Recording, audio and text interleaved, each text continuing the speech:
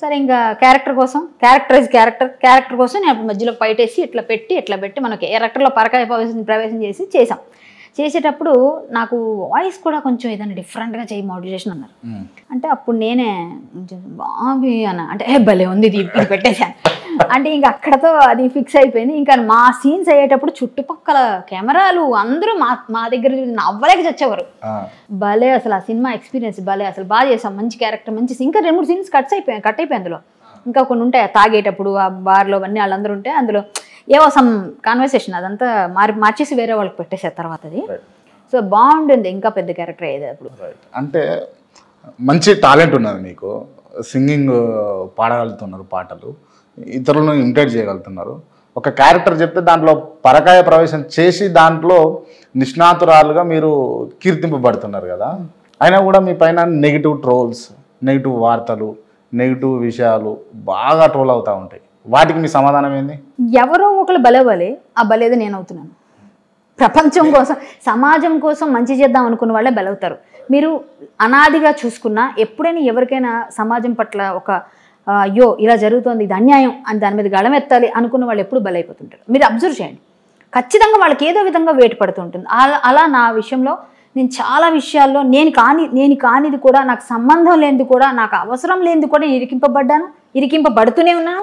అంత బట్టిగా అయితే అంటే ఒక వ్యక్తి ఒక విషయంలో ఇన్వాల్వ్ లేకపోయినా ఉన్నది అని అయితే రాదు కదా. అసలు అక్కడ ఉండదండి ఇష్యూ, అసలు ఉండదు. నేను కొన్ని విషయాలు అడుగుతాను, మీరు చెప్పండి.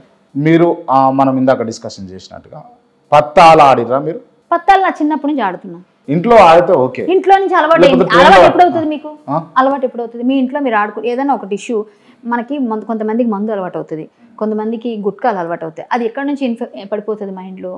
మన ఫ్యామిలీలో అందరూ కూర్చొని తాగినప్పుడు, చూసినప్పుడు, చిన్నప్పుడు అట్లా ఉంటుంది కదా. మా ఫ్యామిలీస్లో, మా ఇంట్లో మా నాన్నగారికి మంచి విద్వాంసుడు ఆయన. కానీ మా నాన్నగారు, నేను, మా తమ్ముడు, మేమందరం కూర్చొని ఆడుకునేది. అంటే చిన్నప్పటి నుంచి ఏంటంటే అదొక ఫ్యాషన్, అది సరదా. మా నాన్నగారు సరదా కోసం ఆడితే పర్వాలేదు, కానీ ఏమంటారు దాన్ని, అదే వ్యసనంగా ఆడద్దు కదా. వ్యసనంగా ఆడడం ఎప్పుడవుతుంది? వ్యసనం ముందు సరదాగానే స్టార్ట్ అవుతుంది ఏదైనా, తర్వాత వ్యసనం అవుతుంది. అది ముందు ఎప్పుడు వ్యసనంకే ముందు నాకు ఇష్టం, వ్యసనం కాదు. ఒకప్పుడు వ్యసనం అయితే ఇప్పుడు నేను మానేసి ఉండలేను. వ్యసనాన్ని మానలేము మనం. ఇప్పుడు నేను మానేసి అంటే తెలియకుండా కూడా ఇప్పుడు ఆడట్లేరా? అస్సలు ఎక్కడా లేదు. మీరు కావాలంటే అబ్జర్వ్ చేసుకోండి. ముక్కలు ఎట్లా ఉంటాయో కూడా తెలియదు. లేదు, చాలా రోజులు మానేసి. నేను ఓపెన్గా అబద్ధం చెప్పాల్సిన అవసరం లేదు. నేను ఆడేనని అంత ఇదిగా చెప్పింది దాన్ని, ఆడలేదని ఇప్పుడు ఎందుకు చెప్పి నేను ఆడట్లేదు కాదు. నేను ఆడట్లేదు ప్రెసెంట్, నేను ఎక్కడ కనిపించట్లేదు. నాకు అన్ని ఇంట్రెస్ట్ అంటే ఈ సరదా అండి, జనరల్గా ఎవరికైనా ఉంటుంది. అది నాకేంటంటే చిన్నప్పటి నుంచి ఉన్న ఇది వల్ల, ప్యాషన్ వల్ల కొన్ని ఉంటాయి కదా. మా నాన్నగారు పండగ వస్తే మా చిన్నప్పుడు మేము ఇంట్లో బతిమాలుకునే వాళ్ళం. చుట్టుపక్కల మా ఇంటి పక్కన ఆడుకునే ఆంటీలు వాళ్ళందరితో కూర్చొని వెళ్ళి 21 అంటారు కదా, జాక్ ఏదో అంటారు దాన్ని, 21 అయితే లేదు అంటే మీకు చెప్పడానికి, మీకు తెలియకపోవచ్చు కదా, నాకు తెలిసి మీకు తెలియదు, తెలిసిన వాళ్ళకి తెలుస్తుంది. 21 బ్లాక్ జాక్ ఏదో అంటారు. అట్లా 21 పాయింట్స్ మేము 21లో అనేవాళ్ళం. ఆ 21లో ఏంటంటే మేము 11 ఉందనుకోండి, 9 పడితే 20 అట్లా పట్ల సంథింగ్ ఉంటుంది, చెప్పలేం, ఎక్స్ప్లెయిన్ చేయలేం. సో అది ఇప్పుడు ఏంటంటే ఆ నెంబర్స్ అనమాట. అది చిన్నప్పుడు అలవాటు. తర్వాత అది మేము ఆడుకునేటప్పుడు మా నాన్నగారు పండగలు వస్తే దానికి పర్మిషన్ ఇచ్చేవారు అందరికీ. వాళ్ళతో పండగలు వచ్చేప్పుడు మాకు ఎప్పుడు పండగ వస్తుందా అని ఉండేది అనమాట చిన్నప్పుడు.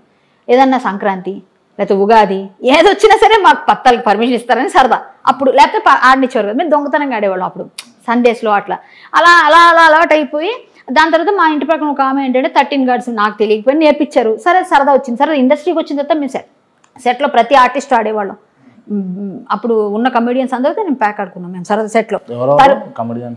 ఇప్పుడు లేరని వాళ్ళు ఎంఎస్ నారాయణ గారు, ఏవిఎస్ గారు, ధర్మవరపు గారు, అందరూ కృష్ణ, మేము అందరం ఆడుకునేవాళ్ళు. రఘుబాబు, మేము అందరం ఎవరైనా అడగండి, ఆ కమెడియన్స్ అందరూ ఆడేటోళ్ళం. ప్రతి ఒక్క కమెడియన్స్ మొత్తం ఎంటర్టైన్ ఒక 1 రూపీ అట్లా. అది పెద్ద డబ్బు కాదు, అదేమి బట్టలు కాదు, ఊరికి టైం పాస్కి. కానీ ఊరికే ఆడితే ఎవరికి ఇది ఉండదని ఒక 100 రూపాయలు వచ్చిన 80 రూపాయలు వస్తుంది, అట్లా ఫీల్ అనమాట. సో అట్లా ఆడుకునేవాళ్ళం. ఆడుకునేటప్పుడు కొన్ని రోజుల తర్వాత ఏమైందంటే వీళ్ళు ప్యాకలకి ఎక్కువ ఇంట్రెస్ట్ ఇచ్చేసి రెడీ అన్నా కూడా వీళ్ళు ఎవరు లేవట్లేదు, ఎంతసేపు ఆడుతున్నారని అది రూల్ తెచ్చారు, ఆడకూడదు సెట్లో అని. సో అప్పుడు అయిపోయింది, బ్యాన్ అయిపోయింది.